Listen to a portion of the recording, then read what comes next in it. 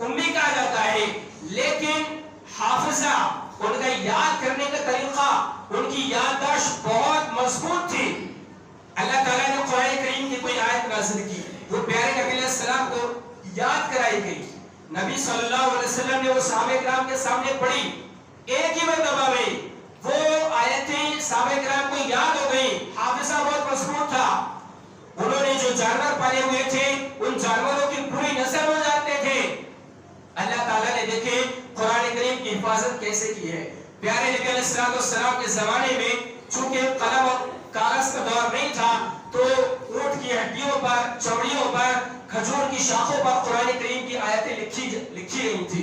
اس کے بعد ابو بکر صدیق کے دور میں قرآن کریم جمع کیا گیا رضی اللہ عنہ، حضرت عثمان بن عفان رضی اللہ عنہ کے دور میں قرآن کریم جمع کیا گیا۔ میں بتانا یہ چاہ رہا ہوں ابو بکر صدیق رضی اللہ تعالیٰ کے دور میں جو قرآن کریم جمع کیا گیا، حضرت ابو بکر صدیق رضی اللہ تعالیٰ نے ایک ٹیم بنائی اور زید بن ثابت رضی اللہ تعالیٰ کو ذمہ داری دے دی کہ آپ کا یہ کام ہے کہ جتنی آیتیں صحابہ کرام کو یاد ہیں وہ آیتیں اسے سنی جائیں اور ایک کتاب کی شکل دی جائے۔ زید بن ثابت رضی اللہ عنہ کہتے ہیں یہ میرے لیے بہت بڑا کام تھا، بہت بڑی ذمہ داری تھی۔ اگر مجھے کہا جاتا کہ ایک پہاڑ کو اس کی جگہ سے ہٹا کر دوسری جگہ رکھنا ہے تو میں وہ کر سکتا تھا، حالانکہ یہ بھی ناممکن کی طرح ہے، لیکن قرآن کریم کو جمع کرنا، ایک آیت کو ترتیب دینا یہ بڑا مشکل کام تھا۔ زید بن ثابت رضی اللہ عنہ کہتے ہیں میں نے وہ ذمہ داری تو لے لی۔ اس کے بعد قرآن کریم کو جمع کیا گیا، جن جن صحابہ کو قرآن کریم کی آیتیں یاد تھیں ان کو بلایا گیا اور لکھوایا گیا۔ اور دیکھیں اللہ نے حفاظت کیسے کی ہے، ہر ایک آیت کے لیے کم سے کم 2 گواہ چاہیے، 2 لوگ چاہیے جو گواہی دے کہ ہاں میں نے یہ آیت اللہ کے نبی سے سنی ہے اور یاد کری ہے۔ ہر آیت کے لیے 2 آدمی چاہیے۔ قرآن کریم کی آیتیں لکھی جا رہی ہے، ہر آیت کے لیے گواہ مل چکے ہیں۔ آخر میں سورہ توبہ کی ایک آیت جو آخری آیت ہے اس کے لیے صرف 1 گواہ مل پایا ہے۔ 2 گواہ چاہیے کہ واقعی میں قرآن کریم کی آیت ہے یا نہیں اس کے لیے، لیکن صرف 1 گواہ مل پا رہا ہے اور وہ گواہ کون ہے؟ خزیمہ بن ثابت رضی اللہ تعالیٰ۔ لیکن اللہ کے نبی علیہ السلام نے اپنی زندگی میں خزیمہ بن ثابت کے بارے میں گواہی دی تھی کہ صحابہ کرام کو گواہ بنا کر کہا تھا کہ میرے صحابہ خزیمہ بن ثابت کی گواہی تم میں سے 2 آدمیوں کے برابر ہے۔ ایک آیت کو صحیح کرنے کے لیے کتنے لوگ چاہیے؟ 2 لوگ، 2 گواہی چاہیے۔ خزیمہ بن ثابت کی گواہی 1 آدمی ہے لیکن گواہی 2 لوگوں کے برابر ہے۔ یہ گواہی کب دی تھی؟ پیارے نبی علیہ السلام جب ایک مرتبہ بازار میں گئے تھے، وہاں سے آپ نے اچھی قیمت کا گھوڑا خریدا تھا، وہ گھوڑا خرید کر جب آپ گھر لا رہے تھے راستے میں ایک شخص ملا، ایک بدو سے آپ نے خریدا تھا، اور بدو چونکہ ان کے پاس زیادہ دماغ نہیں ہوتا ہے، دیہاتی ہوتے ہیں، وہ آگے اللہ کے نبی آگے چل رہے ہیں، وہ پیچھے چل رہا ہے، اس کو بہت سارے لوگوں نے رکوایا اور کہا کہ ہمیں اتنی قیمت پر دے دے۔ اللہ کے نبی علیہ السلام سے سودا ہو چکا ہے، صرف پیسے دینا باقی ہے۔ اللہ کے نبی نے کہا کہ گھر چلیں، وہاں پر میں آپ کو رقم ادا کر لوں گا۔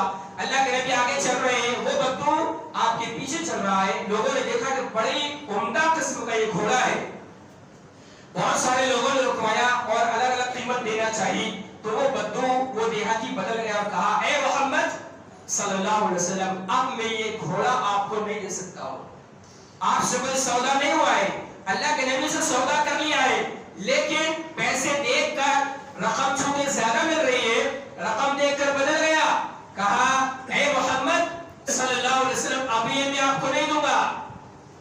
اللہ کے نبی نے کہا کہ ہمارا تو سودا ہو چکا تھا، کہا کہ کوئی سودا نہیں ہوا ہے۔ اس بدو نے کہا کہ ہم کو آپ گواہ لا کر دیں، اگر کوئی گواہی دے گا تو میں آپ کی بات مان لوں گا۔ خزیمہ بن ثابت رضی اللہ تعالیٰ عنہ کچھ دور پر کھڑے ہیں، اللہ کے نبی اور اس دیہاتی کی بات چل رہی ہے۔ خزیمہ بن ثابت آئے اللہ کے نبی کے پاس اور کہا میں گواہی دیتا ہوں کہ اللہ کے نبی علیہ السلام کے سامنے کہا کہ میں یہ گواہی دیتا ہوں کہ آپ نے اس سے سودا اتنے میں طے کیا ہے۔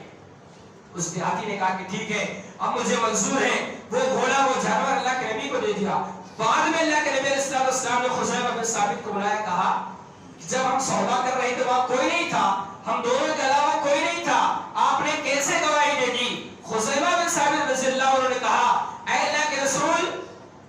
वही के बारे में जो बात आप हमको बताते हैं कि ये अल्लाह ने ये आयत नाजिल की है, हम वो मान लेते हैं। हमने ना तो फरिश्ते को आते देखा है, ना आप पर वही नाजिल होते देखा है, ना हमको मालूम है कि आप पर कौन सी आयत नाजिल हुई है। लेकिन वही के सिलसिले में जब आप झूठ नहीं बोलते हैं तो एक जानवर के लिए आप कैसे झूठ बोल सकते हैं? अल्लाह के नबी मैंने आप पर यकीन किया है और सहाबा किराम ये मानते थे कि सबसे सच्चा अगर कोई है तो वो मेरे हबीब यानी मोहम्मद रसूलुल्लाह है। कहा अल्लाह के रसूल कुरान करीम की आयत आती है, आप हमारे सामने बयान करते हैं, कहते हैं कि ये अल्लाह की तरफ से है, हम मान लेते हैं, हमने उतरते नहीं देखा है, हमको नहीं मालूम कि अल्लाह का कलाम है या नहीं, लेकिन सिर्फ इसीलिए कि आपने कहा है, आप जो बोलते हैं अपनी तरफ से नहीं बोलते हैं, वो रब की तरफ से होता है। अल्लाह के रसूल जब वही के सिलसिले में आप झूठ नहीं बोल सकते तो एक जानवर के लिए आप कैसे झूठ बोल सकते हैं? बताना मकसद ये है। कुरान करीम की हिफाजत और लिखा जाना कब से शुरू है? अल्लाह के नबी के जमाने से। और यहाँ पर सूरह तौबा की आखिरी आयत के लिए दो गवाह चाहिए, तो गवाह कौन है? खुज़ैमा बिन साबित। और अल्लाह के नबी ने फिर सहाबा किराम को बुलाकर कहा था कि खुज़ैमा की गवाही दो लोगों के बराबर है कभी। और ये गवाही कब काम आई? अबू बकर सिद्दीक के जमाने में, जब दो लोग चाहिए तो ये दो गवाही मिल गई और उस आयत को कुरान करीम में लिखा गया। कुरान करीम को मिटाने वाले, इसकी आयतों को मिटाने वाले और इसमें कमी करने वाले, ज़्यादती करने की नापाक कोशिश करने वाले बहुत सारे ऐसे लोग हैं। और ये सिर्फ चंद आयतें जब नाज़िल हुई थी तब से इसके दुश्मन पैदा होते रहे हैं और इसके दुश्मन तो क़यामत तक रहेंगे। लेकिन रब चूंकि कुरान करीम की हिफाजत करने वाला है, कुरान करीम का कुछ नहीं हो सकता है। ना लफ्ज़ बदला जा सकता है, ना हर्फ बदला जा सकता है, ना आयत बदली जा सकती है, ना सूरह बदली जा सकती है, ना पारा